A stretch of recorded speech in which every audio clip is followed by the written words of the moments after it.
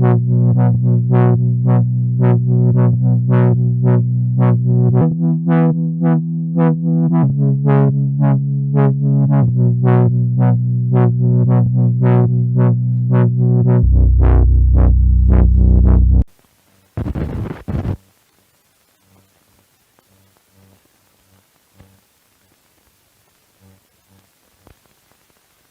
you know what people used to do? They used to explode atomic bombs in the air.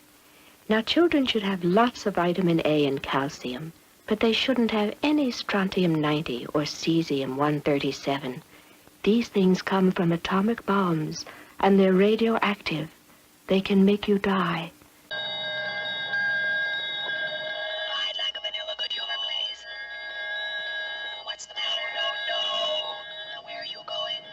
I said I'd like a vanilla good humor. You haven't lost your mind, have you? A good humor, please. You wouldn't want it unless you go for Vaseline flavor. Good evening, everyone. Actual Dracula here, and welcome to Interview with the Dracula. It's my first show of 2023. It's been a while since I've done one of these shows, but I am super excited about the guest I have on tonight, as he has worked on some of my favorite comics. And his name is Martin Morazzo. He is the artist of many excellent comic books, some of which we will talk about here tonight, including the much-to-love ongoing title Ice Cream Man and the recently re-released art Brut, both published by Image Comics. And so actually, before I bring him out, a guest like this does require a proper intro. So being friendly usually begins with some kind of greeting or intro. Hi, how you doing today? Hi, how are you? Hi, did you find everything you need today? How do you like this weather?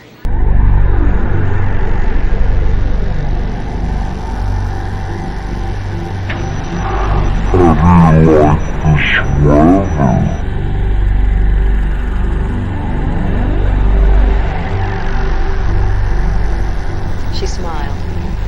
That's what the S stands for in first. welcome, Martin. Thank you for being here. Such a great intro. I never had one of those before, so I'm glad, awesome. and I hope you don't. I like to keep my that's why people come to Interview with the Dracula. Is That's for great. my exceptional intro clips. Yes, and guests such as yourself. I just want to say, first of all, it's an honor to have you here. I'm a huge fan of your work, which I first saw on Ice Cream Man. But then I went down the Martin rabbit hole and discovered a lot of other fantastic comics as well. So thank you for being here. Thank you very much for having me. Now, I figure I did have some questions just about your work and the books you work on in general. But anything else you want to talk about, feel free. Now, as I mentioned, I guess I'll get to one of the first questions I had, which was, a pretty basic question. But as I mentioned earlier about your rabbit hole, I did want to talk about some of your earlier work first, which some of it I'm still working my way through. But when I was in the hole doing my research, one thing I couldn't confirm for sure was what was your first published work in comics? My first published work was a comic called The Network. It was published by Arcana Press, a publisher from Canada. Oh, really? Okay. Yeah. I'm in Canada. I'm still unsure. It was my first work to be published, but it was published after the other one that was a comic with Suda Comics. It was the web comic division inside DC Comics before the print comics were sold digitally. So yeah, what I think it was like DC Comics wanted to make web comics, but they planned this thing that was like a monthly contest, and if you won, the public voted, and if you won, you pitched 8 pages that were published in the site monthly, and if you won, they got to publish you 60 pages as a 60-page story. So they made a contest monthly, and I participated on with a writer called Robert Book Richardson, and letterer called Quentang, and we participated in August 2009, and we won. So that was like my first professional contract, let's say. Mm-hmm. So uh, we won, and we started making these 60 pages that were released one page per week, like the web comics usually did by that Yeah. time. Right. Yeah. But previously to that, I made a book called The Network for Arcana Press, and I don't know, it was like it was gonna be 3 issues, and then it was not gonna be published, and then it was published like a graphic novel, the 3 issues all packed in one book, let's say. Uh, so I don't know, like my first publish should be the Suda Comics web comic called Absolute Magnitude. It was called, and we never Absolute magnitude. finished it Okay. because when DC Comics started selling the print books digitally, Mm-hmm. they closed off Suda, so I got to make like half of it only. It was a bit sad, but it was So okay. does it still exist somewhere? Can you still read it? Yeah, Or I think so. Yeah, yeah, yeah. yeah. It's just I have not done so, but if I think if you Google like absolute magnitude Martin Morazzo, it should appear somewhere. But Yeah. but I'm Okay. not sure. Yeah. But I can send you pages if you want to, so it's okay. Sure. Yeah, that'd be great. Yeah, because that I actually had not heard of. So Oh, uh yeah, that's cool. Okay. Um now the work I am a bit more familiar with some of your earlier work was two series you did with writer Joe Hill, Great Pacific and Snowfall, which both tackle environmental issues. Great Pacific taking place on an island of garbage in the Pacific Ocean, and Snowfall taking place, in a dystopian society born out of, I guess, catastrophic climate change. Now, so can you tell me a bit more about those? Those ones are ones I'm just starting to get into, but so far I'm loving both of them. oh, Um, thank you very much. That's awesome. yeah, Yeah, well, it's the name of the writer is Joe Harris. He, Joe Harris. yeah, What did I say? It you say doesn't matter. Joe It's Joe Hill. Harris. It's, Okay, yeah. yeah. Yeah, they're not horror, so it's not Joe Hill. But Yeah. um, yeah, he was Joe was looking for an artist, and he saw my work on Absolute Magnitude. This Hmm. this web comics I made with Sura. So he contacted me about doing Great Pacific. It's to me it's an awesome story about a hair of a multimillionaire oil man from Texas who knows about the Pacific Gyre. It's a the garbage patch it's like an enormous mass floating in the Pacific Ocean between like California and Japan. It's not solid plastic. In the comic, we made it like solid plastic. So this guy goes there, plants a flag, and said, "We have a new country." Hmm. So it's like a political thriller and an environmental thriller. It's an awesome story. It's and it allowed me to work and show my work because it was like really relevant in the moment it was published. So it was a great experience for me. I worked with Joe Harris. I got to know him. He's like a we usually say we're brothers from a different mother. Hmm. So, Yep. and a different father, of course. But yeah, we like family. So we did work great. We did Great Pacific. We did like 18 issues for Image Comics. It was released. I realized that the other day that I've been publishing comics in paper for more than 10 years already. So it was Yeah, that was 2012, right? When yeah, that it came was out. 2012. Yeah. Hmm. It was like November 2012. Yeah. And we released 18 issues.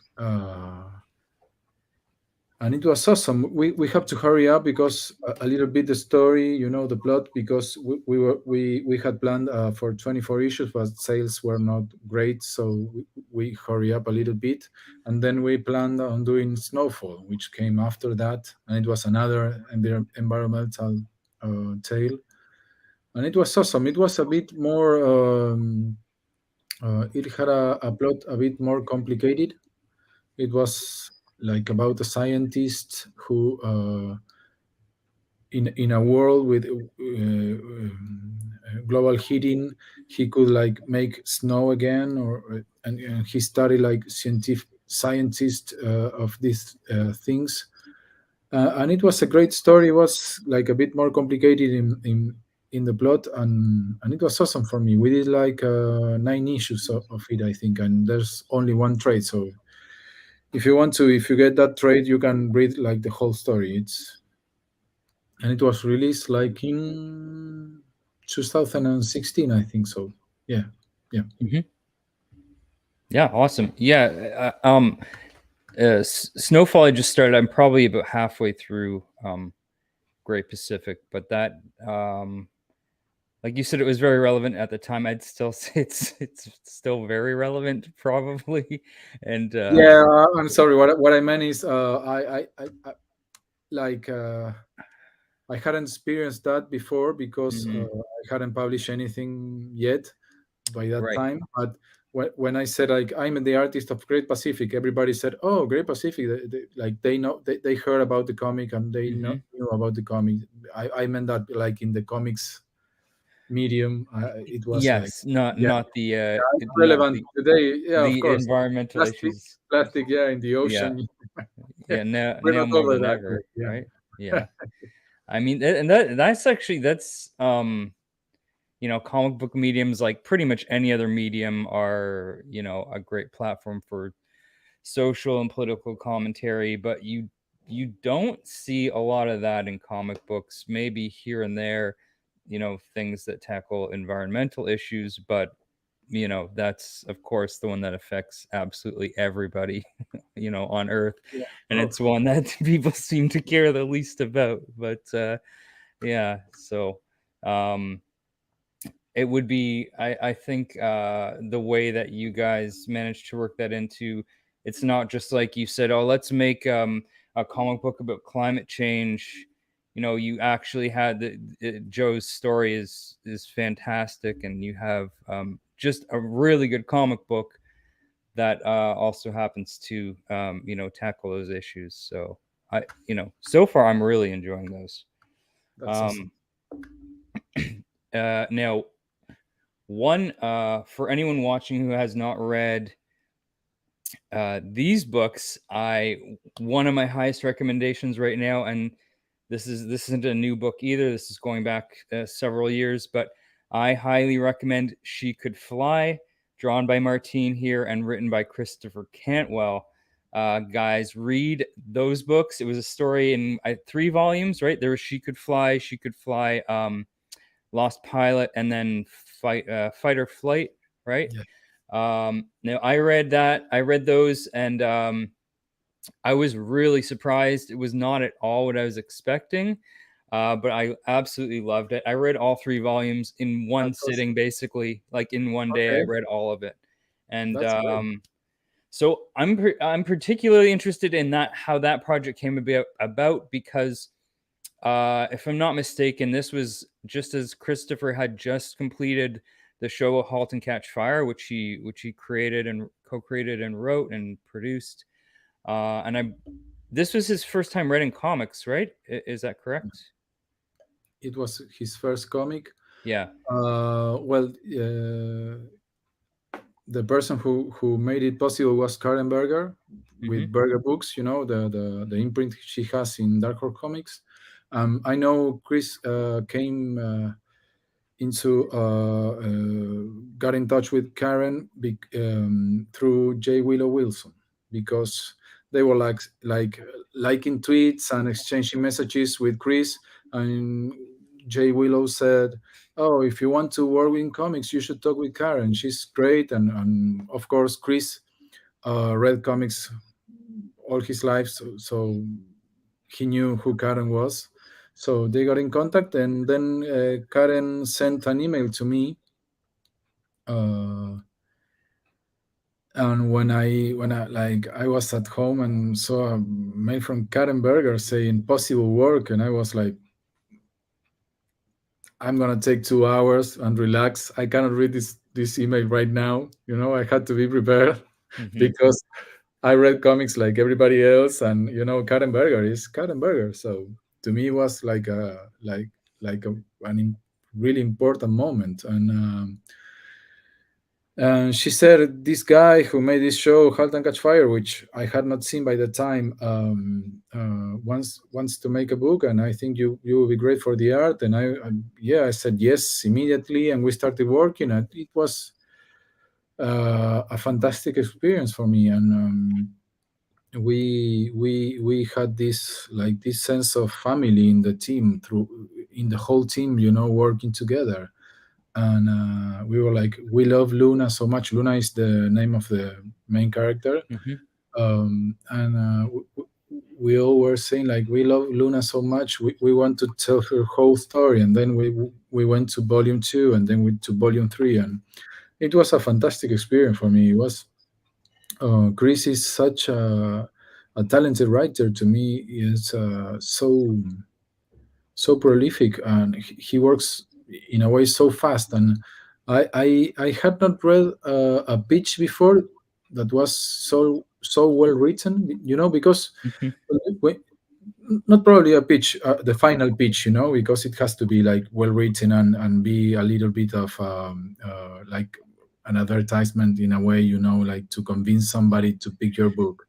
But the Bible of it, Right.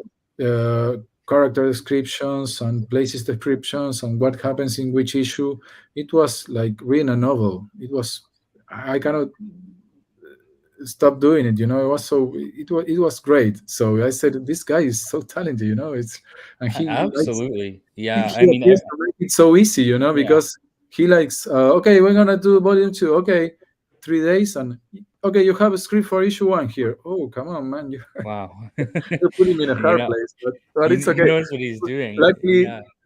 there was Karen, there was Rachel, who was the assistant editor also, who was like setting dates, and also it was, so everything was okay.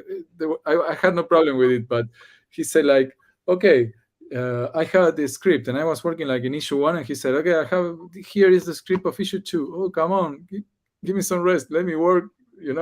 I have no doubt that probably has to do somewhat with coming right out of television, because you got to be able to write quickly and yeah make a lot probably. of and, changes and, quickly. and Yeah. I'm not following like his career entirely right now, but Yeah. I think he published, like, I don't know, like 10 or more titles after we did He's Seed of done a Life. bunch. Yeah, I feel like I 30 highly issues of recommend Iron Man. I highly recommend his Doctor Doom series. I think it was only like 10 issues, Yeah, but Doctor Doom. Yeah, I forgot about really that good. one. I thought he Yeah. did Iron Man first. He did Doctor Doom, then he did Iron Doctor Man, and Doom. he Yeah. did many things. He did Obi-Wan recently.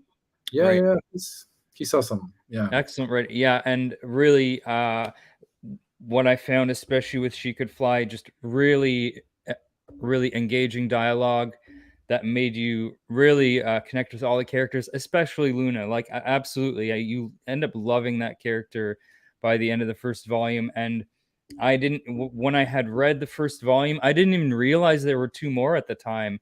It was, I guess, like maybe That was awesome.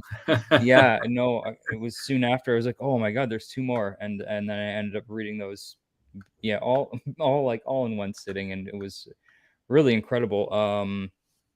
And really powerful story. It's a lot to cover. I mean, each volume does kind of have its own, I guess, synopsis, I suppose, but it is about this woman's kind of journey with and it is all connected to what amounts to essentially a jetpack, right? I mean, that's like the MacGuffin or whatever is this jetpack, Yes. but it's about a lot more. It's a powerful story. It's an intense one. It examines, anxiety, depression, mental illness, which also happens to be common themes and subjects of Ice Cream Man as well. So, I'll circle back to that in a bit. But I did just want to get out there that everyone should read She Could Fly because and yeah, we're talking about Christopher Cantwell and this, but your work on that especially. I do have some more questions I get to about your art style and everything, but anyone that's a fan of your work now on Ice Cream Man, absolutely, you can see it this series had some of my favorite panels drawn by you, pages and panels drawn by you, including some of the goriest, and that's including like Ice Cream Man. There's even way Yeah, gorier there stuff were in this. Yeah. there were some pages that were like, oh my god. Yeah. There was one Yeah. page I remember of issue 4 of the first volume Yeah. that was like, I don't want to spoil anybody who hasn't read it, but it was like she was getting upstairs from the basement, and it was like Yeah.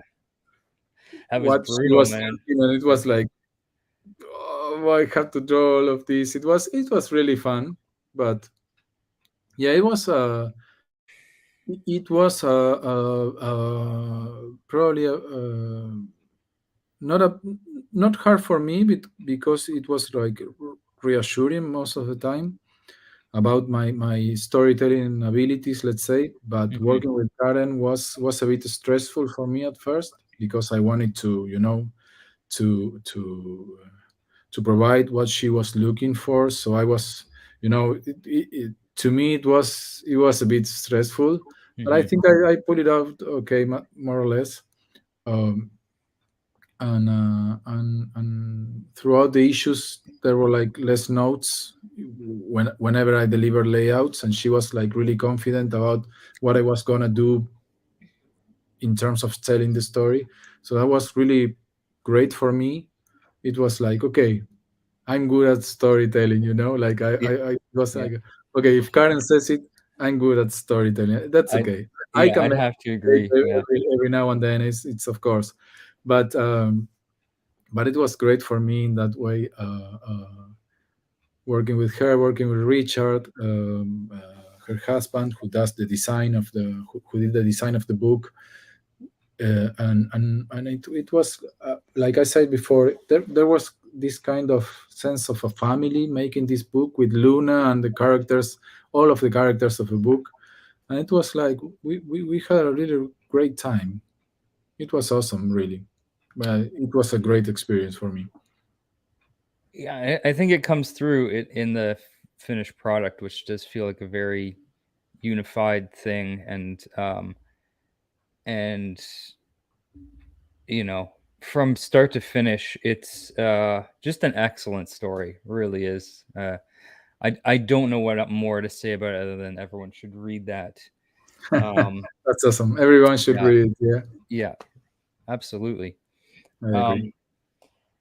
So then you went to work on before I get to Ice Cream Man, I figured I'd talk about this here, Art Brut, which Oh, is your first collaboration, right, with writer W. Maxwell Prince. yeah. Now, for those that don't know, this was originally published in IDW by IDW in 2017 under the title Electric Sublime, and has now been re-released by Image with its original title Art Brut. Yeah. So, how did this come about? How did you, I guess, how did you and Will, Mr. Prince, come together to begin working on this? Well, he was looking for an artist to work on this idea. He had published one book called Shuda's Last Days, I think, in IDW. It was like an original graphic novel, Hmm. and he was looking for an artist to work on this new idea he had, which was a book called Art Brut. And he saw my work on Great Pacific, and he contacted me, wrote an email to me saying, I'm David Maxwell Prince. I want to make this pitch with you. We have to do like, I'm not sure, I think it was like 11 pages or so of Hmm. the first issue. We did it, and we were like looking for a publisher for a couple of months. Um, and when he wrote the email, he said, "You probably this book is about art history, and it's like a John Constantine who gets inside of pictures, and but he has mental illness." So it was a really interesting story, and I thought about like how come nobody did something with fine arts in and comics, you know. Hmm. Well, Yep. I learned later that there were books in Vertigo, for example, that did that before, but just for a couple of issues, or it was not the theme of the book, let's say. Right. So I Yeah. thought this is so great because I had studied uh, I studied graphic design at the university, um, and I studied there like art history, and I was really fond of modern art. So he said, "Look, probably at one point you will have to like touch up famous paintings, or you will have to draw like a style of famous paintings." And I said, "Yeah, I mean, of course." He was surprised. He was a little bit surprised about that because I'm not sure how many artists he sent that email before, but Hmm. Yeah. I know he sent it to two at least, and I answer first. So yeah, I'm not sure who was the other guy, but but yeah, I was totally into it. Yeah, yeah. You want me to like close an eye of the Mona Lisa? Yeah, I can do that. Yeah, yeah. I mean, so yeah, we did those pages. We pitched it everywhere, and finally IDW picked it up, and we were about to publish it, and a book called Art Tops came out in Vertigo. So finally IDW thought that we should change the name because there was this book called Art Tops, and we shouldn't release one called Art Brut, which had like a similar story genre, let's say. Hmm. So we changed the name. Will came up with the Electric Sublime, which I liked, but I learned recently he thought it was like the lamest name of the comic of He's not a comics. huge fan of his own title. Yeah. Yeah. I know. So yeah, after all these years, now we're really re-releasing it through Image Comics, and went back to the original title. But we were really happy with what we were doing. We started working together. We worked really well together, and we were surprised. Sales were not good at the time, so we only did 4 issues, and we were always like, "Oh, I wanted to do more about this story." You know, like we fell in love with the characters. We were really happy about what we were doing, and suddenly it only lasted for 4 issues. So after that, I'm not sure if I'm going up Oh to your no. message, Yeah. Yeah. but Yeah. Yeah. after that we said, okay, let's do something else together because we work really great together. And he said, look, I have this story about an ice cream man. He goes like in a neighborhood, and we will tell the story of people and sadness, and the ice cream man will be like the connecting tissue between the stories. And I said, like, I remember telling my wife, this guy is crazy. I'm gonna do 4 issues and get over with it, you know, like and I was really wrong. But when I read the Were first, you though? yeah, but when I read the first script, I said, oh, this is like Twilight Zone, but he didn't mention that. He said like they were like sad stories, you know. Yeah. So so yeah, recently I went to that first email and read it, and said he didn't pitch it to me, you know, well. Maybe he was like developing it, and then realized the story could be something else. But the moment I read the script through I think the pitch was of the first issue until page 7 or so, which I don't know if you remember the first issue, but it's when the kid. With the tarantula, right? What? The first issue is with the tarantula. Yeah, yeah, Yeah. yeah, yeah. So it's when the kid gets to the kitchen and there, you see his parents there, and I said, this is gonna be great, and we probably have a chance of doing something, interesting. So it was great, and well, many years have passed, like uh, 5 already since we published Ice Cream Man, and we got our rights back from IDW of the Electric Sublime and decided to republish it through Image. That's why the book was re-released the last month. Awesome. So going back to the beginning of that though, I just think that because I wasn't sure if you and Will knew each other before this, and it just kind of, I guess it's kind of fate that it just happened. He happened to, you just got he was looking for an artist. He found you, and like you said, I think you guys work so well together. And like even right off the bat with this first issue of Art Brut, you see that whatever it is Will's trying to do with his stories, you seem to have tapped into that right away. And what you're doing with your artwork, it marries with his writing so well. And like any good comic book, the writing and the art are absolutely complement one another. And it does, like I said, right off the bat with Art Brut, which fittingly, begins a few pages in with a woman in a mental institution in a straitjacket, forcibly being given antipsychotic drugs. Is this an accurate representation of your relationship with Will now? Or No, I don't think so, but okay, I just yeah, want to make sure if sometimes I'm not. just blink your eyes 3 times if you I need I to. don't think he wants to drive me crazy, but but he he he pushes us Mhm. to the limit sometimes. There were some Ice Cream Man scripts that I was reading, and I said, "Come on, don't make me draw this. Come on." But I kind of come to terms with it, and I said, "Okay, I had a drawing." There was there were some issues that were really painful. Some of them be, because of fears of what is to come. Let's say, me as a father, I have 3 daughters, Mhm. and sometimes I think about them being, like grown ups, and 2 of them. My oldest daughter is called Nina. She's 17 already, and she's like now she's vacationing with friends alone. So I'm kind of feeling like an absolute grown up right now, but or like an old man. I don't know. I'm not sure. Um, so uh, sometimes I think about the future, I'm thinking about like 20 years in the future. And I said, okay, Nina is going to be 37. Lupe, my second daughter, is going to be like 34.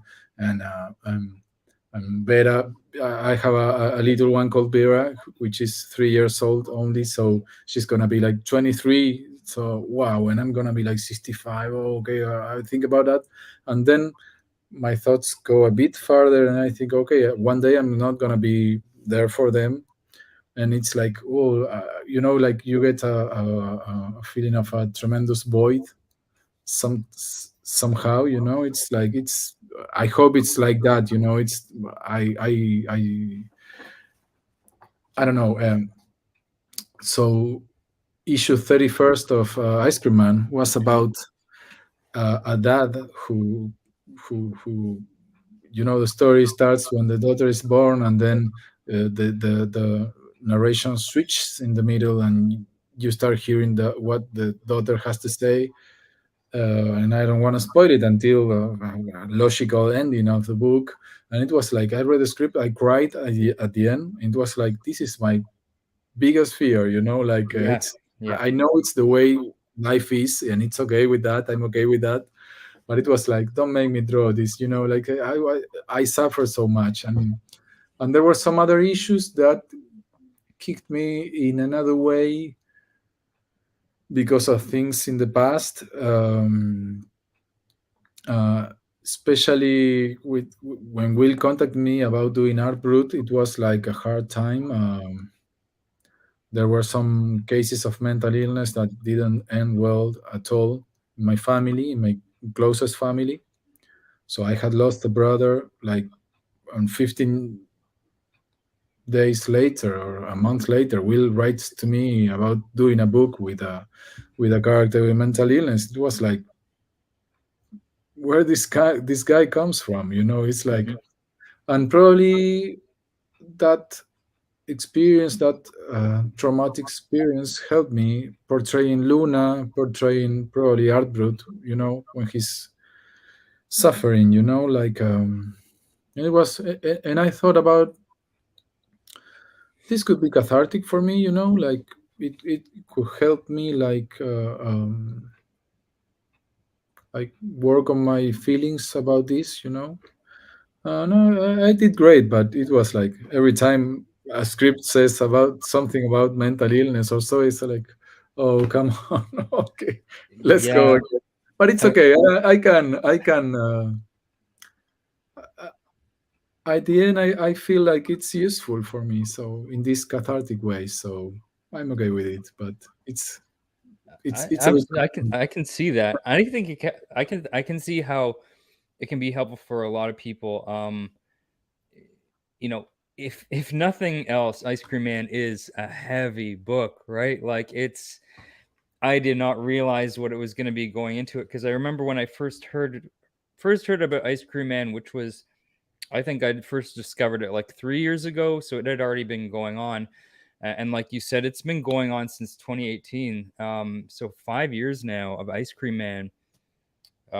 Issue 33 was just released. But I remember when I first heard about it, it was like, oh, people described it as like, oh, it's like a horror anthology, kind of like Twilight Zone. And it's like, that's barely scratching the surface, because, like so many mediums, whether it be comics or TV or movies, like so many great works, it can't be categorized because it combines so many different genres and its themes. And when it comes down to it, it's its own thing. It's really its own thing.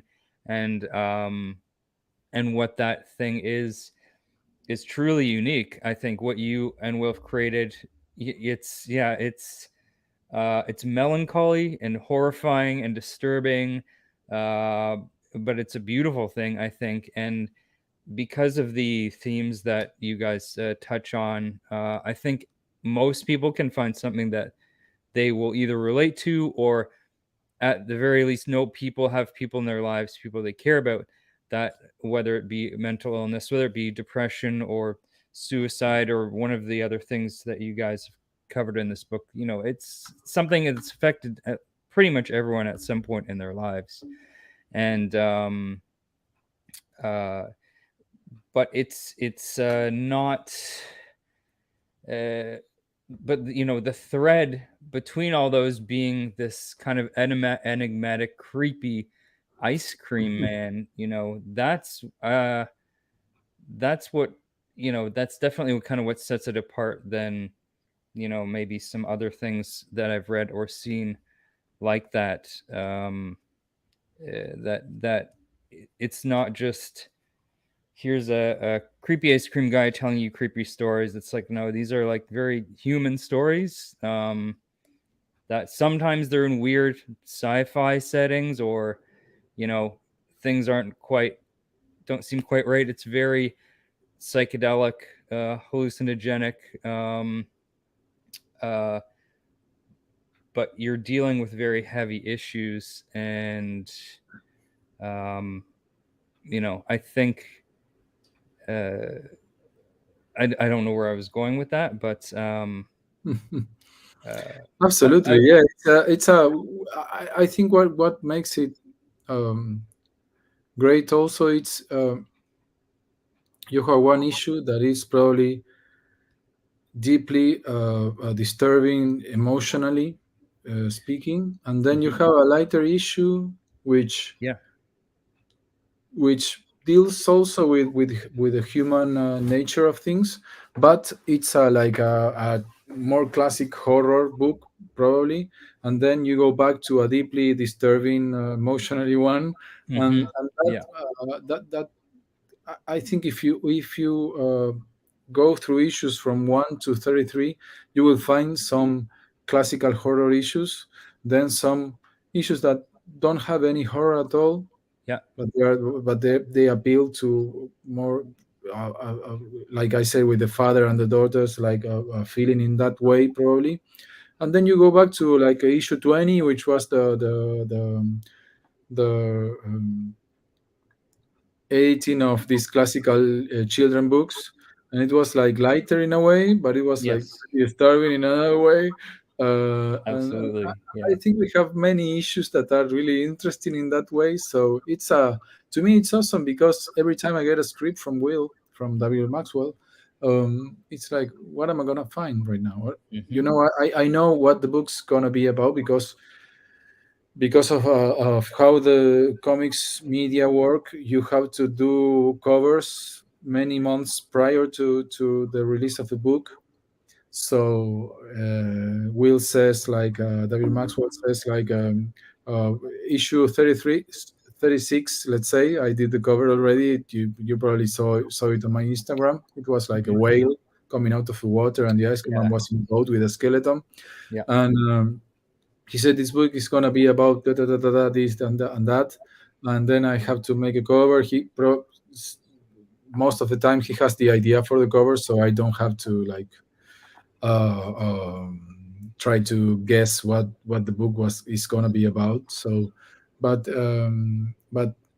he says what the book is gonna be about, but when he delivers the final script, many times it's like different from what he had previously talked about.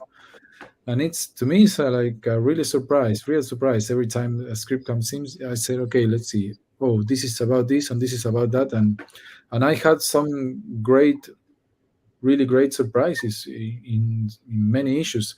Of course, I knew about the most difficult issues to achieve was like issue 6, the one that had three stories going on at the same time, three possible Yeah. timelines. Strange Neapolitan. Yeah. Yeah. Hmm. And then issue 13, which was the palindrome issue. Yes. Yeah. He Now, did does you draw that twice, or you just drew half of it in? what? Did you draw? Did you draw No, that no, no, I didn't twice? know that twice. Well, with Ice Cream Man, at one point I think it was like issue 9. Um, Previously to that, every time I duplicated a background on a panel, I did it digitally, like in Photoshop, and left the paper. But in issue 9, I remember that issue 9 was this one, like it was like a Western story, but in another planet, with Yeah. Caleb and the Ice Cream Man, and Yep. Ricardo. And there was like this double page that was, all of it was the same background, and Caleb was like sleeping, and his dog was there, and the dog waked up and went away. And I was like, I'm gonna leave all these pages white, and I said like, oh, okay, I'm gonna lightbox them, and I started duplicating backgrounds, but lightboxes boxing them. And then I started doing that with every Ice Cream Man issue. So, but with the palindrome, I did not do that. It was like doing 13 pages of duplicated artwork, and I was like, okay, let's flip it on the computer, and that's it. Yeah. But it was a really Work stressful issue, smart, not hard. Yeah, Yeah. it was really stressful. But Will, with this issue, and many times he does these stick figures drawings, and Hmm. he like explains to me how he sees the page. And they're awesome because they are in 2 dimensions. I have Yeah. to make it like 3 dimensional sometimes with perspective and all, but they're great. In fact, with issue 34, which I'm working right now, Hmm. it's like there was this page I really don't get what the character is doing. How can we do this? And he sent me like this drawing in stick figures, and I said, oh, okay, perfect, 100% Yeah, understood. And yeah. yeah, And and you can see his scripts and some of his little drawings. I think in this, yeah, the of course, yeah, they're hardcover there. Yeah, Sunday edition, yes, which I see that will just announce volume 2 is on its way yeah. as well. I'm really excited about this because yeah, this was a great. I buy all the single issues, but when I saw this, I was like, oh, I got to get that as well. Like, That's awesome. you Thank know, you. and the extra materials definitely a bonus. You can see the stick figure drawings there. Yeah, Yeah, with right, script and all. exactly. Yeah. Um, yeah, I mean, Ice Cream Man has been my, favorite comic for the past few years, and it's just, yeah, it's really difficult to put into words because I thought I was following a thread and then I lost it, but essentially it's just you're dealing with a lot of heavy issues. It's emotionally heavy, psychologically heavy, but it's approached in you know it's filtered through both yours and Will's mind, and it's truly unique. Like, it's done in a way I have not really ever seen, and it makes it its own thing, and it's really but everything is one thing, right? So, and I think that does You're on you the do right get path. sense of that in this. Yeah. I do also. I have to shout out Chris O'Halloran, who does all the coloring on Ice Cream Man, because I think it's excellent. Like, coloring is one thing I always pay attention to on the comics I read, um, and it's his is really definitely a crucial element of this universe that you guys have all created. And from what I know about the process of coloring comics, I assume that your style, because you have very clean line work, maybe makes his job a little bit easier. Has he ever told you that? No, no, no. I No. don't think so, not really, but he's great. He's really great. Yeah. The truth is, we started working on Ice Cream Man with Matt Lopez, who was the colorist of the Electric Sublime or Art Brut, and he left the project because he was coloring like Batgirl. I think by the time he was like exploding, getting to be known in the comics medium, and everybody wanted to work with him. So he left the team after the pitch was made, and then we found Chris. He really liked the project, and he started coloring, and he's really great. He's beyond. He's really a nice guy. He's Mhm. awesome. uh, he works. He's really reliable in terms of working, and he does such a great job, especially with my style. I think we pair really well, and I feel the same with W. Maxwell Prince, but probably it's that's harder to be seen in terms of the writing and the art. But I think the three of us work really well together. There are not many notes once we deliver work, and that is awesome because Mhm. everybody knows what to expect from the other. Well, we've been working like for 5 years together, so Yeah. So I mean, you that can is kind of just hand him the pages, and he kind of knows yes, what to that, do that with it. that Yeah. is Yeah. that is to be expected in a way, Mhm. but we were really well. We have no problems at all. We didn't have any problems at all in these years. We got together last October in New York for NYCC, and we had a really great time. It was awesome getting with the guys, the three of us together, because we only had made that like in 2018, I think. Yeah. And well, then the pandemic came, and we hadn't seen each other, but we are constantly speaking, through email, all of us. So it was awesome to get together. That and yeah, Chris is like yeah, it's we consider like it's the three of us, the team. We are a team, and we work together, and the three of us are creators of the book.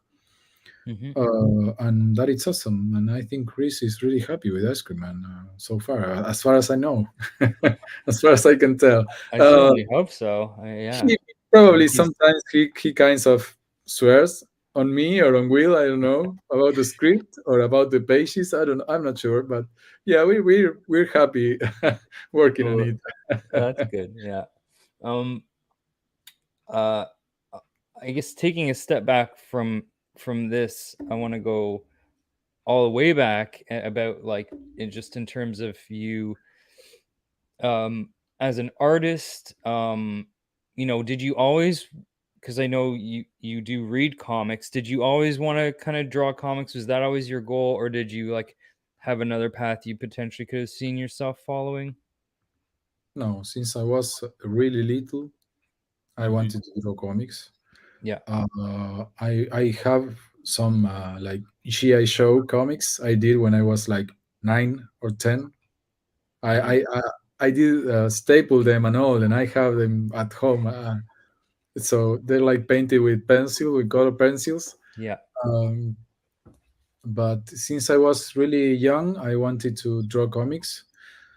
Probably somewhere in when I was like a teenager, I thought about doing animation and other stuff, and I did animation with the computer, like with Adobe Premiere or something like that.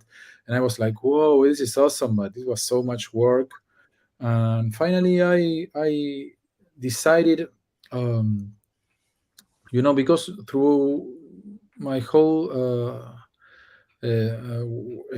teenage years, I was like, one day I'm gonna draw comics for a living, and I want to. I don't know. I said like I'm gonna draw for Marvel comics, like Hmm. for example. Or I remember saying like, if I draw for Marvel, I would. I don't know. Like that was my goal. And I studied in the last years of high school. I studied on a school here in Buenos Aires. I live in Buenos Aires in Argentina, and I studied in a school there to be a comic book artist. It was like a course, 3 hours a week or so, and I learned like anatomy and things really important like composition and storytelling, and like, it was uh, like an introduction to the thing. And it was 2 years I did that, and it was really helpful for me because I thought I improved really a lot. And then like some years passed, I studied graphic design at the university, like I said before, just in case drawings didn't work. That was my phrase when I was like, I don't know, 18 years old, and it was like, okay, if drawing doesn't work, I want to do graphic design. And after studying graphic design, it was like I don't know, like I was 20, 21, and I said, well, I wanna try to get to this dream I have of drawing comics. So I sent some samples to Marvel.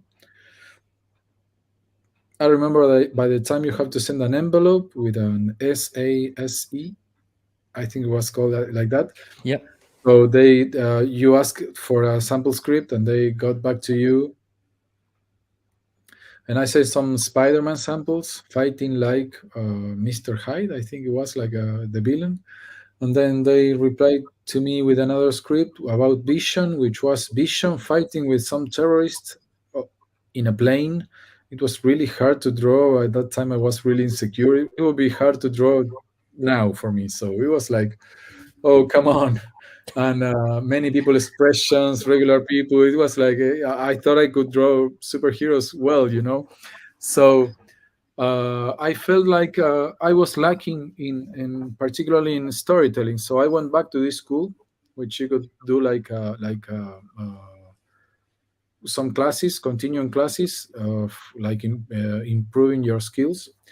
And then I found my original teacher had left, and there was another teacher who was really awesome.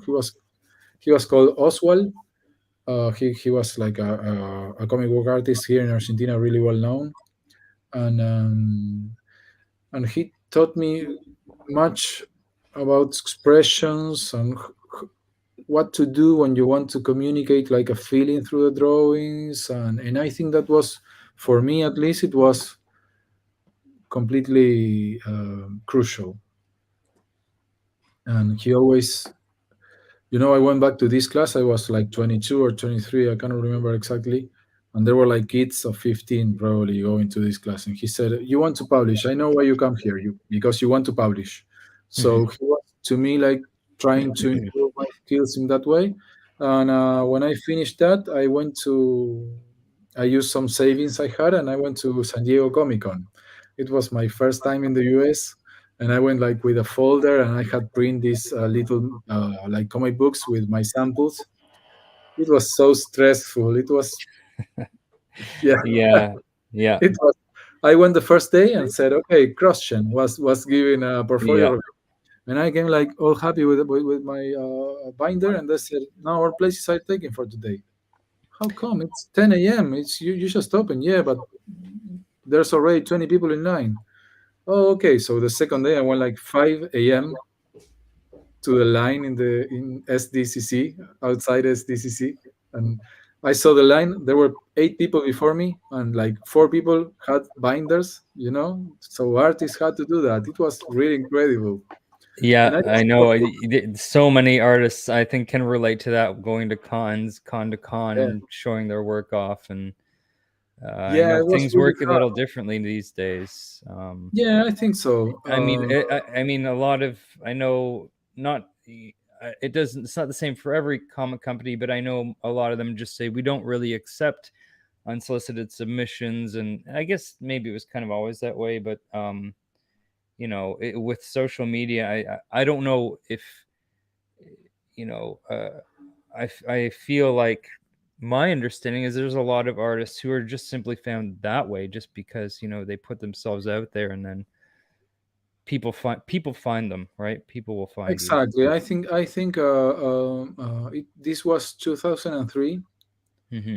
I really didn't know how to get in touch with, let's say, like a writer to make a pitch and publish something, because I didn't have like a friend writer I could work with, and being from Argentina, it was double difficult because it had to be a writer writing in English or Hmm. translating a script, or it was really hard. And I grew up hearing, you have to go to cons, you have to show your work in cons. These days probably it's different, because you can find people making talent relations in the bigger companies, like in a click. Hmm. Yep. So you can probably send samples easier.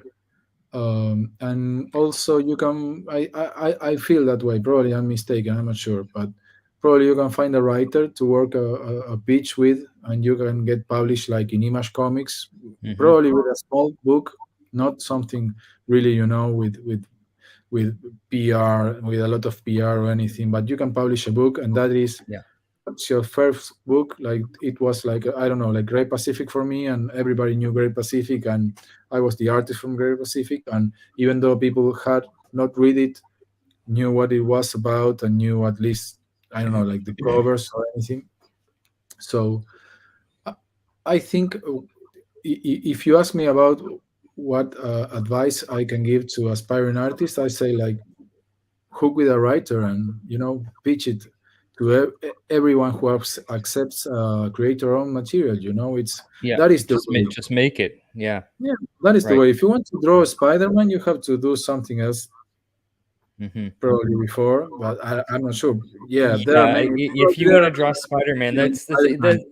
It's different because especially now, like if you're an editor on a Spider-Man book, do you know how many thousands of people's drawings of Spider-Man you're gonna see every day? It's just like yeah. Yeah, but the storytelling is crucial, Hmm. and you have to know how to tell a story beyond drawing nice pictures. And even you don't draw really great pictures, probably you're a master in storytelling, and you can work in Spider-Man too. I don't know, but what I think is most important is you have to make comic books, and then Hmm. it will flow and it will happen if you are good enough and you pair with a writer that's good enough, then you will be published somewhere, and somebody will notice, and then somebody will call you. And at least to me, it was like it went that way. It's I did this book for Surya Comics, like I said before. Um, and then somebody wrote to me saying, "Hey, you want to work together? I'm this writer." And I said, like, "Wow, this guy published with Marvel." And he told me, "Yeah, I work with an Argentinian artist," and he sent me some pages he did with Enrique Breccia, who's a legend here. And I was like, "Oh, this guy worked with Enrique Breccia. I'm not this is crazy." And then I started working with Will, who didn't have much experience. We were similar in experience, and then Ice Cream Man happened, and now everybody knows me for Ice Cream Man, and it's fun. Sometimes I spoke with Joe Harris, and he said, like, "I cannot believe you're like a horror artist. You yeah, I don't know. Well, Ice Cream Man." I said, "Okay, I didn't Yeah. do any horror. I don't know. I don't know anything about horror. I just do Ice Cream Man. I don't know." Yeah. but Yeah, because you've oh, sorry, go on.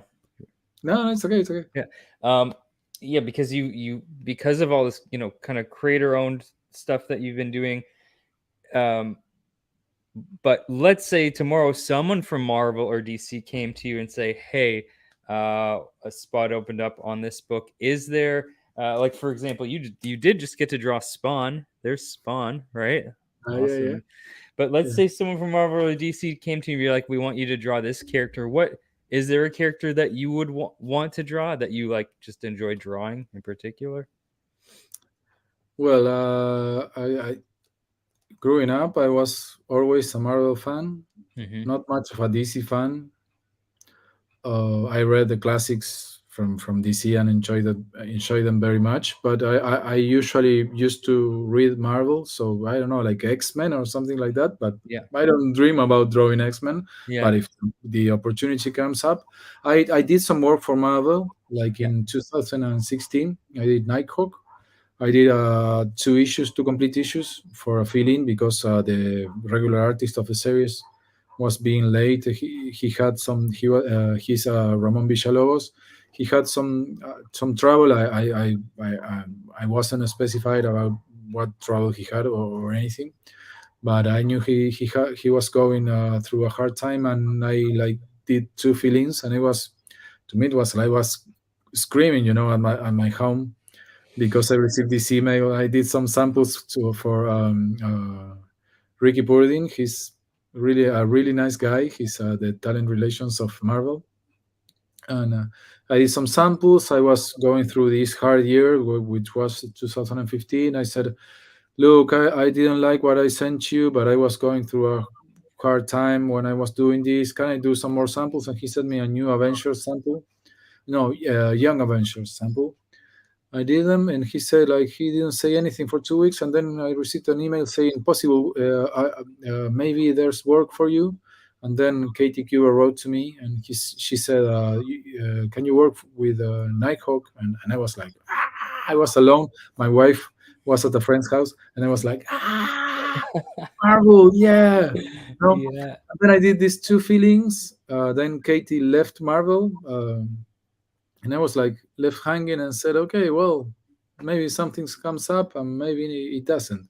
And then a year later, I cannot remember, an editor contacted me again about doing some filling for another issue of Occupy Avengers, and it was like half the issue.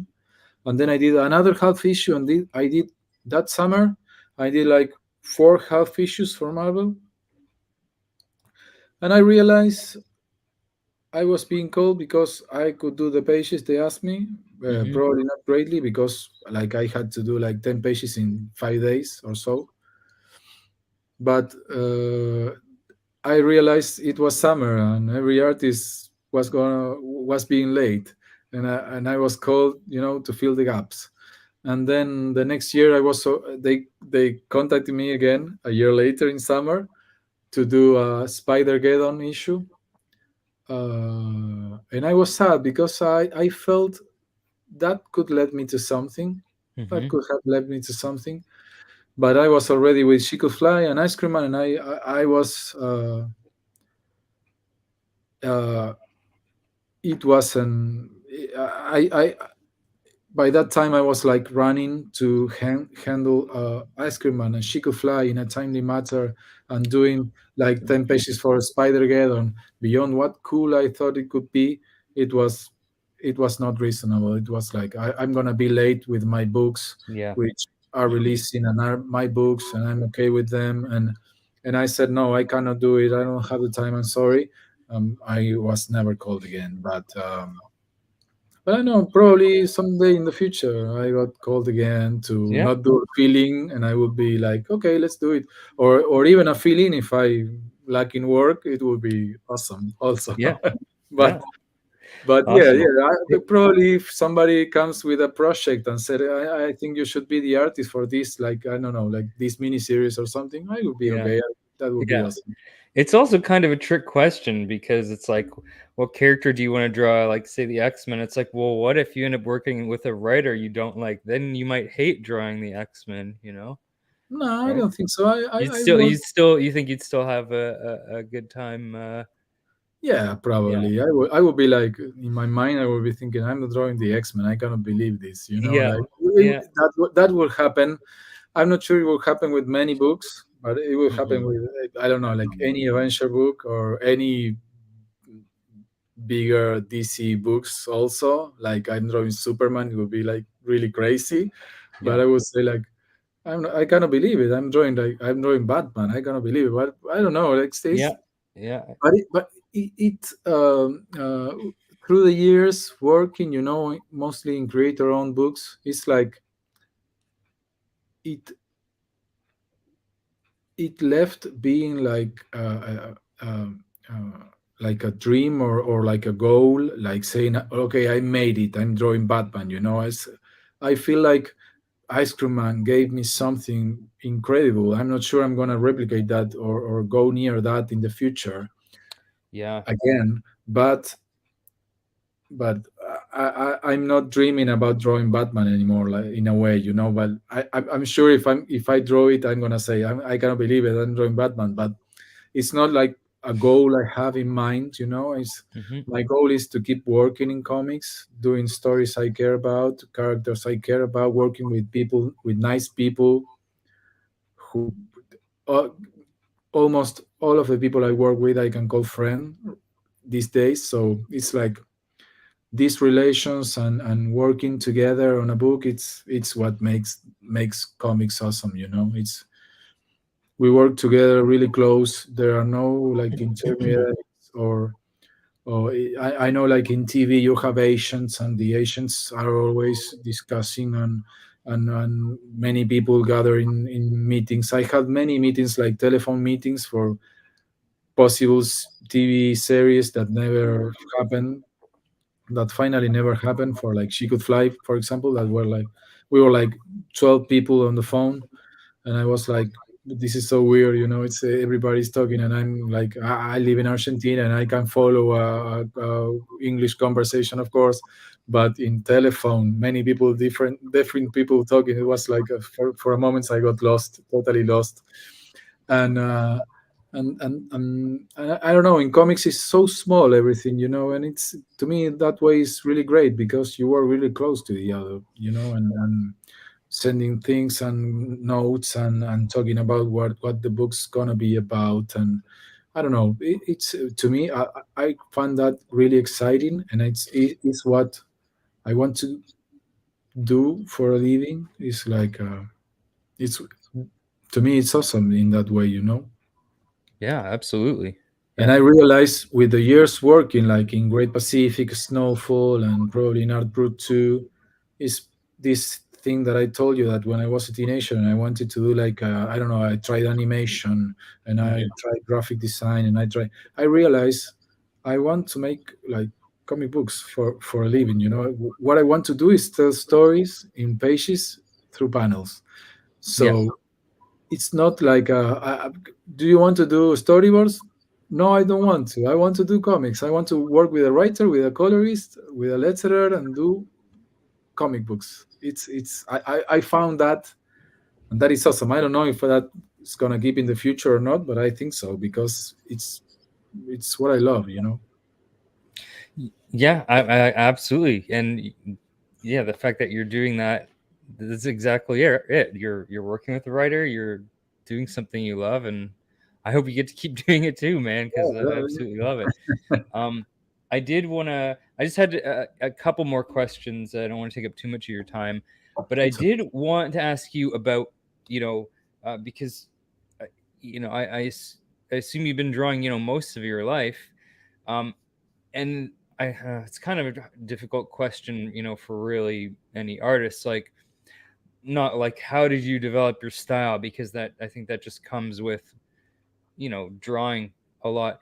But I do notice, going back to some of your first comics, your style, you kind of had it dialed in from the very beginning, and has not changed, at least to my eye, has not changed that much, but in a very good way, because for me, it's a style I'm particularly fond of. You've got, very clean line, thin line, not a lot of excessive shading or hatching, but very efficient, very effective. It reminds me of a lot of some of my favorite artists, like um, Frank Quitely or Mobius, artists like that, Steve Dillon. So are there, um, you know, who are some of the artists maybe that inspired you, or just a big fan of, any one artist or particular works that, the first the first two informed you you? mentioned, obviously, it's Mm-hmm. Quietly and Mobius. Mm-hmm. Another artist I'm really fond of it's Katsuhiro Otomo, the artist from Akira. Okay, yeah. I'm Yeah, yeah. I'm not sure you can see that probably in some pages in Snowfall Yeah, with maybe, yeah. with many Yeah, yeah. buildings and windows. But uh, and it's like it's like a path you follow. You know, when I mentioned I was like 8 or 9, I was looking at John Byrne drawings, so I was Mhm. copying like John Byrne style. You know, making like the cheekbones like really with those lines he did. Yeah, yeah. Then I remember because I read X-Men. I remember Mark Silvestri. I remember finding out about Shim Lee, and I was really crazy. And then I applied many Shim Lee styles. I think he did with style. And then I was a bit older, and I found out the first time I saw Frank Whiteley. I thought it was, I think, in X-Men. He when he Yeah. did X-Men when Grant X-Men, yeah. Morrison, Hmm. and I sort of so ugly. He's so ugly. What the fuck? Why is this artist doing X-Men? Yeah. And Oh, the sometime later, lumpy faces. Yeah. yeah. And Yeah, yeah. sometimes, and sometime later, I started looking at other work from him, and I said like, this is really good. This is really good. And I went back to X-Men and said, this is really good. I don't know what I was complaining when I first read it. Then I found out about Mobius, or I refound Mobius because I know him for a long time, but didn't saw his work deeply before, and I don't know. That led me to a style that looks similar, probably in a way, to both of them. Hmm.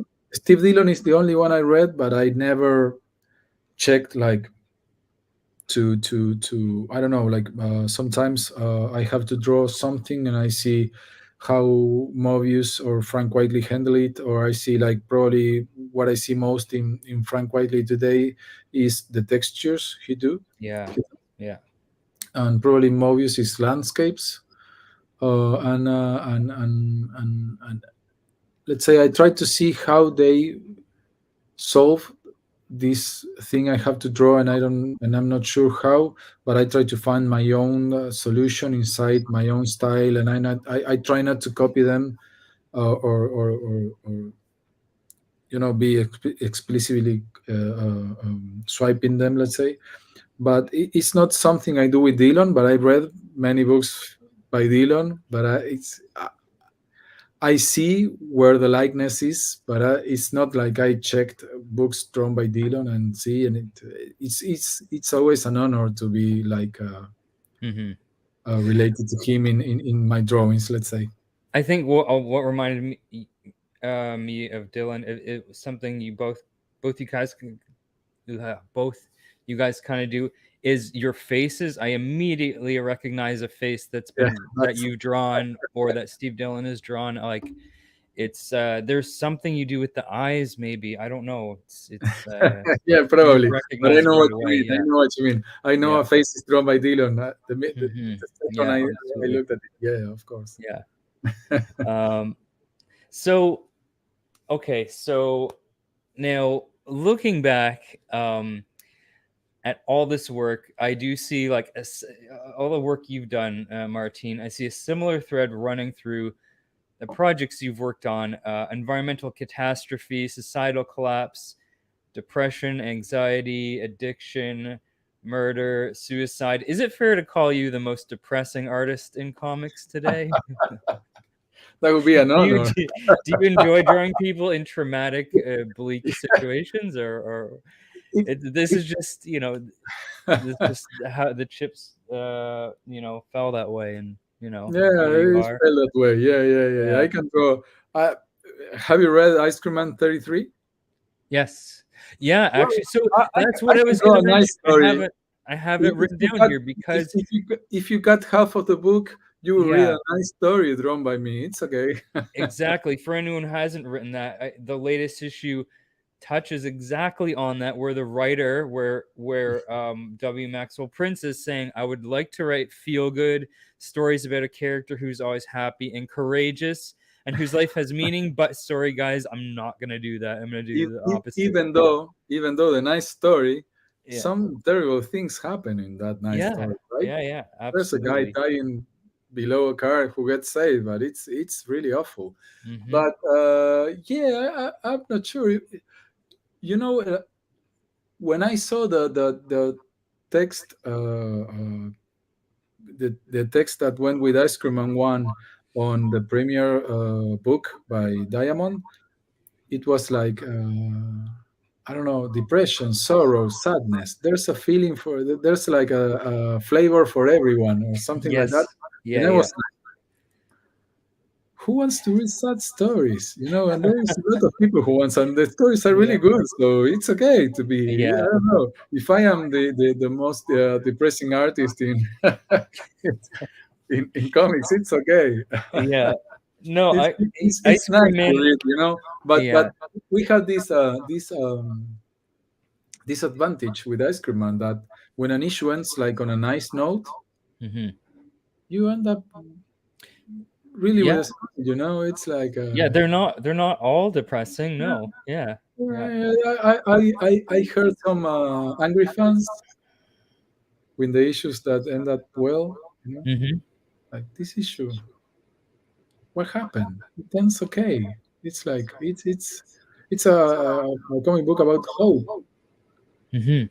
Yeah. Yeah, it's okay. There are some issues about hope. It's okay. Yeah. Yeah. I mean, look, it wouldn't be what it is if it was all puppies and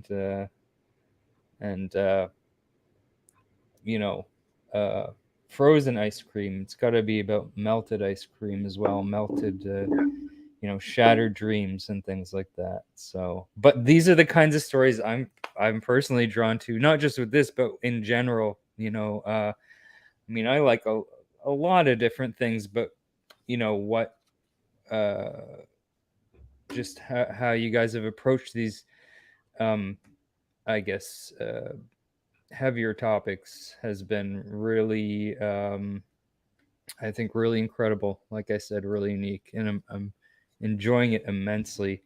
And I hope you guys keep doing it. Now, um, that being said, did oh, and I did want to also mention Haha, which you did draw one issue of. And if anyone hasn't read Haha, it's very much in the same vein as Ice Cream Man, just more depressing. And, I'm with a different artist each issue, but yes, I did you did the last number issue, right? 6. But Yeah. there is a different artist per issue. Yeah. But now that you've got the rights back to Art Brut, do you guys have any plans on revisiting that? It's a really boring answer, but it all depends on sales. Mm-hmm. If sales go well, we may do some more, but we're mainly focused on doing more Ice Cream Man. Yeah.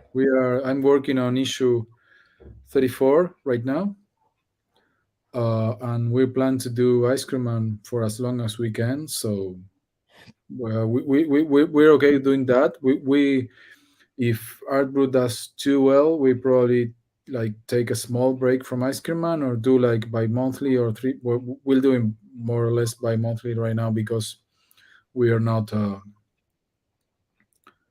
working really fast, let's say. But we may do both of them. I'm not sure. Hmm. We're gonna figure it out. But Ice Cream Man is gonna keep releasing, um, and at least until 40, we said, and I think it's gonna be at least 48. We Hmm. will see. I don't know because sales with Ice Cream Man are really how you say regular and in a level it's that's good for us, so we're okay doing it, keep doing it if sales don't drop, and I Hmm. don't think they will, at least for the moment. So we will see what else we do. I am, of course, I am handling other things right now, and because I cannot be only doing one book because I'm too dumb to just do one book, and I keep picking projects and things to So, do on with the that being side. said, are there other projects you're either working on now or planning on that you're able to talk about? I'm working on a incredibly long graphic novel that I cannot say anything about, but Hmm. it's gonna be 450 issues or so. That's Uh, it. I'm working on that one. I've been working on that one. Wow, it's in a couple of months. It's gonna be 3 years already, Mm. um, and it's gonna take me at least another year to finish it because I'm around page 300, so still 150 pages to finish it. And it's nothing's gonna be announced or anything about that one. And there is another thing that's probably gonna happen, but with the Ice Cream Man team, but I cannot say anything about it. But Yeah. right now I'm doing this graphic novel and Ice Cream Man. Well, I Oh, and that's a definitely lot. look forward to whatever that uh, seems like it's going to be pretty epic. But Ice Cream, yeah, I'm glad to hear that you guys are still planning on going forward with Ice Cream Man, and for at least a little while longer, because um, I can see why studies for that would be pretty for sales would be pretty steady, because for me it's one of the most consistent titles just out there today. Every single issue I pick up, it's just like it's another good one. It's another good, like there's no bad issue. It's just Yeah, thank you very much. That's yeah. awesome. I think it works in the anthology format Hmm. that even though you have one issue that's not great, probably you will be back again probably with the Yeah, next you one. give it another shot, right? Yeah, Yeah. so Hmm. with an ongoing stories, that's more difficult, because sales Oh, yeah, starts absolutely. dropping and they drop until if you don't do something great or you don't change things a lot, Hmm. it's difficult to keep them steady. But with Ice Cream Man, well, it's been working. It's been a really crazy, unexpected ride for us because we are selling more now more than with issue one, and that is really strange uh, in comics. Yeah, This, it doesn't happen very often, right? With yeah. creator owned So books. Yeah. to us, it was really strange because we sold with issue one, we sold a little bit more with issue two, with three and four, and then sales started dropping until issue 20. We changed everything, and Mhm. we are still unsure about what did change that. There are many factors, but we are not sure which one was it or if it was the three of them, but we were happy it happened. and we did so many covers with the Seuss covers, the Dr. Seuss covers, with so many covers, and Yeah. that issue. I was not going to mention Dr. Seuss, but you brought it up. But that's Yeah, yeah. well, well, at that point, I was contacted by people who said, "Look, this is my comic book, another comic in Image or another editorial," and saying, Yeah. "Can you do a Dr. Seuss cover for us?" No, listen, I've been working on my style like for 10 Yeah. years. I Yeah. don't want to be remembered like the Don't guy who want it. draws Yeah. Dr. Seuss, Mm, covers. That was so so. It was mhm. it was really bizarre, but it did help us a lot. I'm not sure if it was what made the Dr. Seuss covers.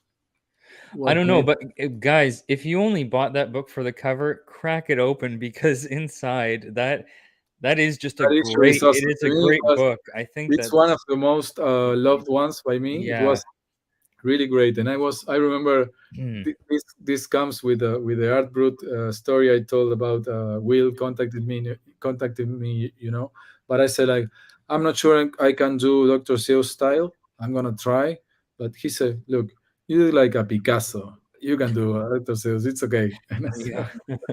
you're you're setting the bar No too high, problem. like come Yeah. on. He also expects me to do anything. But it's okay. We're happy with it, and that issue is awesome. And I still read it, and I said, "This is That's the one. so great." And Yeah. uh, but I don't know that issue changed everything. Sales Mhm, picked up and went really high. And I saw a question there about the variants of Ice Cream Man. There mhm. is cover V is an artist we invite to the book, and to make the cover V, and then we had all of these. It was called a retailer exclusive variants.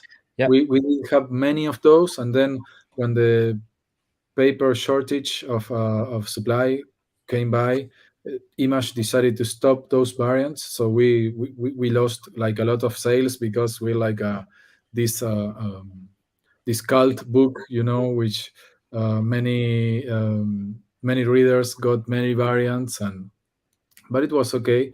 But how somebody was asking about how I felt about those variants. They're all great. I'm always happy seeing somebody else throwing ice cream man. To Yeah. me, it's like it's amazing. It's wow. It's incredible. It also, like the cherry on top with Ice Cream Man is always has some of my favorite covers. Yeah, the ones you do, but also all the variants as well. Like that's Yeah, another one I have yet to see a bad Ice Cream Man cover. One I didn't like. I kind of like them all. So yeah. We had so uh, many talented artists doing yeah, those, and I'm always happy in finding new ones. Mainly Will contacts them, and he says like, look, the next arc is gonna the covers are gonna be by these guys. And I said, okay, I cannot wait what they do with it. It's like, to me it's awesome. It's always really fun. And also in when we did quarantine comics, which is another thing we think may probably have caused the success of issue 20, but we're not sure. right. It was during the pandemic. When Diamond closed distribution, everybody was like, "Oh my God, what am I gonna do?" Will came up with this idea of doing these short books, 3 or 4 pages or five. I cannot remember exactly. Each one of them released by a week. It was a lot of work. It didn't sound like a lot of work, and it was like a lot of work because I kind of delivered by Wednesday, and then the script came by Friday, and I said like, "Oh, I'm gonna relax. I can look at it by Monday." And by Monday, I had like 2 days to do 3 pages, but I had to create characters, everything, and it was like crazy. And I delivered like Wednesday late, and Chris had to color it for Thursday morning. Like it was really crazy, but it was an awesome experience. And then we did like 6 stories there, I think. And then Hmm. we invited people to do more stories, and that was really fun too, to see everybody, like Declan Shalvey, Ian Marron doing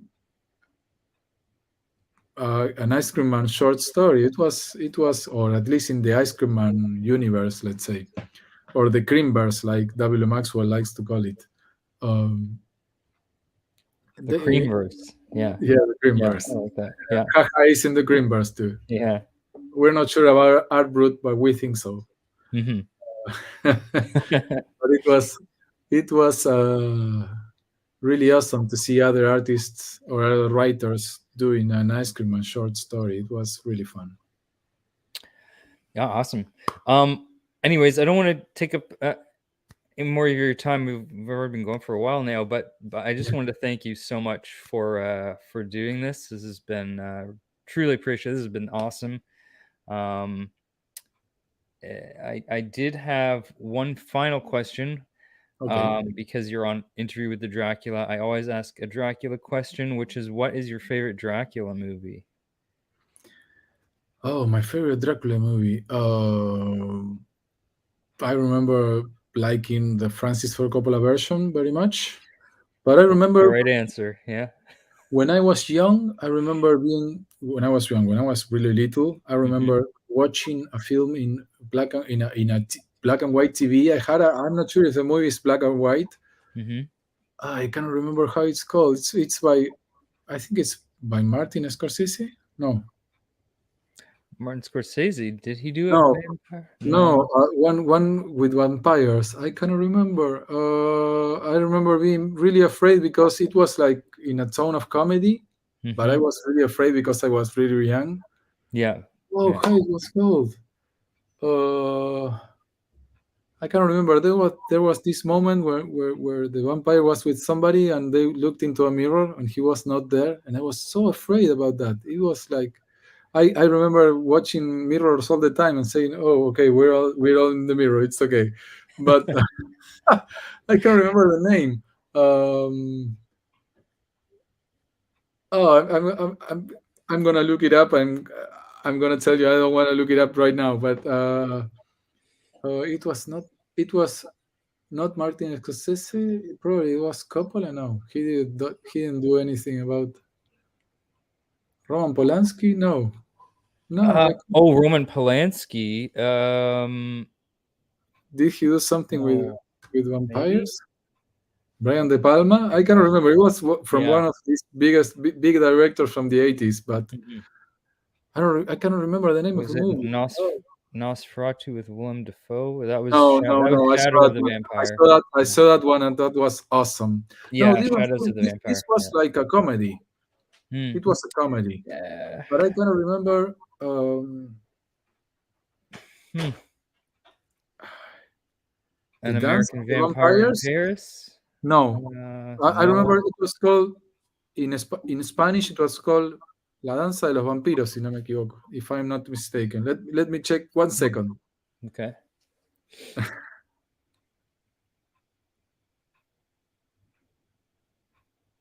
Yeah, I don't Yes, know. yes, it's a movie from Roman Polanski. It's called yeah, it's let me check in English. I don't think it's Fright Night. No, it's not Friday Night. No, no, no, no, no, definitely. It's called. Come on, I found it, but it's uh,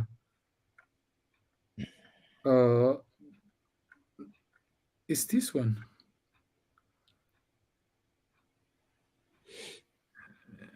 I'm Hmm. sorry. Yeah, Oh, that's it's okay. I need to know this now because I don't. the Fearless Vampire Killers. Oh, there we go. Oh, Fearless that one. Vampire Killers. Is that it? It's by Roman It's, Polanski, right?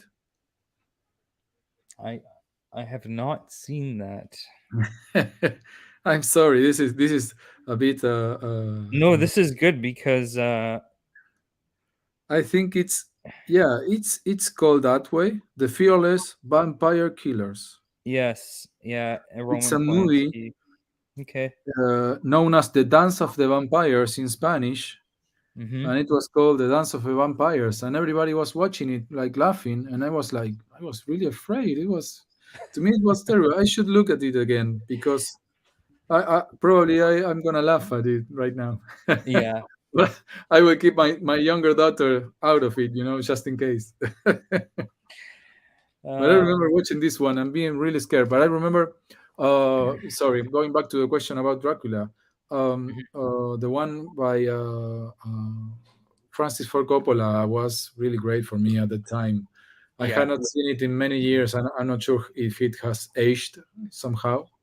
I think you should rewatch it. It is still my favorite Dracula movie. Oh, I okay. think it's held up incredibly well. Keanu's And accent Gary not Oldman so much, is but so awesome. yeah, I still love that movie. Yeah, absolutely.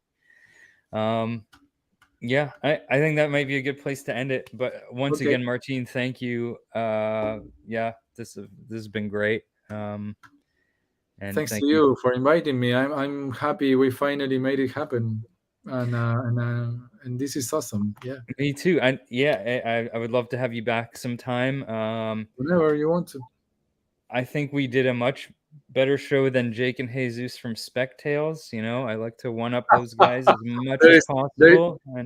There is some kind of fight there, like yeah. No, it's just a little friendly competition. No, they're gonna come back at me. You know, you're gonna write yeah. to me like in a couple of days saying, "Hey, we want to make a show again with you." Yeah.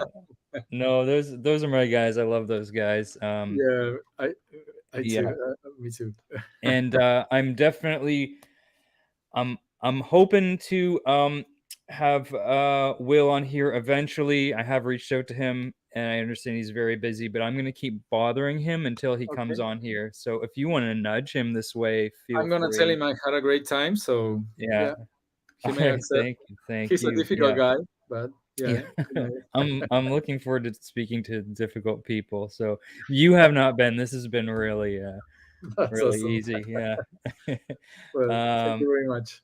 Yeah, thank you to everyone in the chat and everyone watching afterwards. And yeah, I think that that will do it. Have a good night, and thanks again, Martin. 冰淇淋，我很喜欢冰淇淋。Did we? No.